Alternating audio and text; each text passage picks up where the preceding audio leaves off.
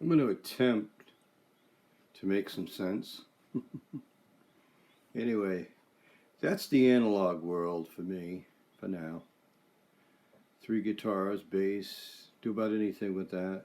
The microphone over there is acting as a room. Now that's a tube mic, so it's a tube amp coming to a tube mic, but right up against that amp is an SM57. The cube's playing into that, so you can get a lot of stuff. I've got a lot of different types of music. Behind this monitor here is the interface and preamps, patch bass, stuff like that. And I always set the monitors at 2 o'clock, and I try to use 2 o'clock on everything I bring into it, just looking at the dials of everything around 2, so I could know that I got a similar signal flow, looking to keep the gain staging equal as much as possible. But anyway, I wanted to try to do my best to explain the drums. You asked me before, others of course asked this question too, why do drum loops? Do you want the real? It's always been about time and space, but anyway, I've been using this Easy drum kit for several years, and what I've done up there is I'm building a template so I can just load it, and everything's, you know, kind of self-explanatory, and basically just go with it. I dropped that mouse, but I got another one here, I think. Is that thing on? Here we go. Yeah. So basically, when I want to find a drum loop, I just open this baby up. Now, this is a very old system. They've upgraded this a couple times. You can actually get some classic rock and this, that. But I can build loops out of this, and that's what I'm after. So I open that up, and, you know, if I want a fill or something, you know, let's just try a simple fill, a little basic fill. All basic right across. Well, this is what it would sound like. Now, I can cut that timing in half. And, you know, you just keep going with anything you want. All kinds of grooves. Speed it up again if I want. Now, automatically, this comes in at 120. And I can change the tempo of this thing right here by tapping it or dialing it in. So when I do a new song, I'll play it raw and put it right on the track and listen to it and tap along and get as close as I can. So basically I'll come back and you can actually look into this again. There's the drum. And this track up here, I got it muted, but I'm going to unmute it for a second and just mute these other tracks. And we will hear this yellow part right here. Let's bring that cursor up to there. We'll hear this playing, which I took out of here up there just to get a groove going. That's one groove of that playing there. So what I did is I'll pull different grooves out of the Easy Drum, and I'll transform the tracks like I did with those colored ones. So what I'm trying to do is have all kinds of rolls, fill-ins for verses and different things as arrangements, and then I've got something to work with, you know. So I'm going to go ahead and shut this track off. This is the difference between this type of track and that. This is an audio track. This gets transformed. This yellow one to the colored ones gets transformed. These come in as a MIDI signal. That's an instrument track. They're different type of tracking. So I'm going to, again, mute that. And unmute this. Before I go any further, I'm going to reach down to the floor and pick up the other mouse. It just works easier for me.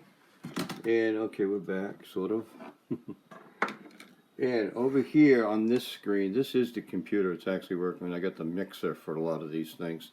So for now, though, I'm just trying to explain why it's important. There we go. That mouse works a lot better. So the blue line up there is a loop. We'll just listen to a couple of these things. And, of course, I got to beep into it again. There we go. And notice how they're changing. I color-coded them Because what's happening is I want to know when I'm hitting a rim, when I'm hitting a snare, or if I've got something going on like back here at the beginning, like in that red area. So in the track itself, I'll name it, yeah, you see where it says stick? The first red one there is I think it's just some kind of rock groove number 1. So I can find it, know what I want. Like if I'm singing a verse to that or something, you know. So I'll go back and pull that back a little bit. And so you get the idea that once you build a song, so I'm going to leave this whole song and go into a different song for a minute that I've been working on called I Ain't No Wannabe, and that should come up. Let's see. There it is. And basically, you'll see that I've got a whole lot of, oh, it'll be up here further. You'll see that the drum world, I'm again sharing some of it. These are shared different types of drums. This is the whole kit. Those were all transformed off the Easy, this whole business here, so I could individually hear these tracks and custom the volumes, automation.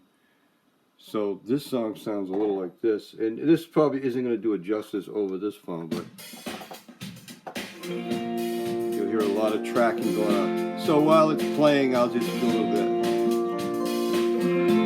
You hear the different tracks. These are vocals down below there. That's many colors of the rainbow. Your promises, I believe it's true. blue is lead rhythm, electric rhythm, bass. Waterfall, wash away my blue. Nothing's gone. Alright. So I don't know what it sounds like on this phone, but it's so easy to drop the whole drum kit out and play real drums after you build a song. So people, of course, have come to realize that and saved themselves a ton. Unless you're in place, at Boathouse down in Seabrook, I work with them. That drummer has worked very hard to make it happen over there as their drummer. And it's just got such a human, natural sound to it, nice miking. But with the EQing in this system, that ain't a half bad drum sound. I've heard worse. Of course, you're not hearing it on any wave right now or mastered out. This is just off the song page, and it's not and coming out of these speakers in a very untreated room. I mean, this room has no sound panels at all in it, and so you'll get the idea when I master this thing how much better it can sound. So anyway, that's just a little intro to what I was talking about, and a couple little things, you know. Like I said, every channel, you'll notice there's no mixing board. I've decided not to do any digital mixing. I want to go all analog in. So I just take the signals, the acoustic guitar off of that mic there, line mic for the acoustic, and also I use that white mic, the warm audio for everything now, vocals, a room mic for the guitar, a room mic for the amp. And the SM is a beauty. It's an instrument mic, so you get a lot of understanding here. So right now there's several channels for each signal. I only need so many when I'm taking them because I only take them 1 or 2 at a time.